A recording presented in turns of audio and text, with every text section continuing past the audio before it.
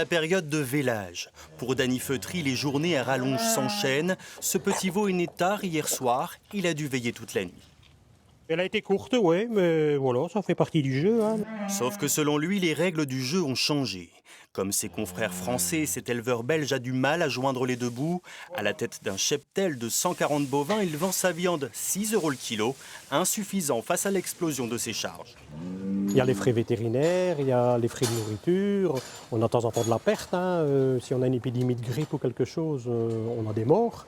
Donc tout ça fait que, voilà quoi, hein, il faut tout prendre en ligne de compte. Hein. À la limite, on n'a pas envie d'avoir des 1000 et des 100 être rémunérés à l'heure, mais au moins avoir la satisfaction de vendre un produit correct pour moi et d'en vivre quand même correctement. En Belgique comme en France, les revendications sont les mêmes. Et de chaque côté de la frontière, la réponse politique n'est selon Dany pas à la hauteur. Entre le moment où on dit on va faire ça et le moment où il est appliqué, il passe de l'eau dans l'escaut, comme on dit. Hein. Chez nous, c'est la même chose. Donc on espère aussi qu'on va arriver à faire bouger un peu les choses.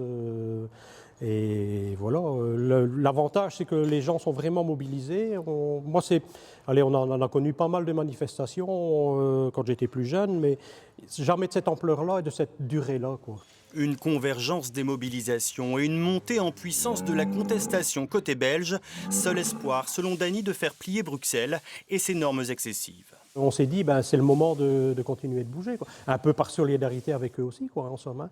Parce que bon, si personne ne bougerait, ils vont se dire, ailleurs ça va bien, quoi. Tandis qu'ainsi, ça donne un peu de courage en se disant, c'est problème global.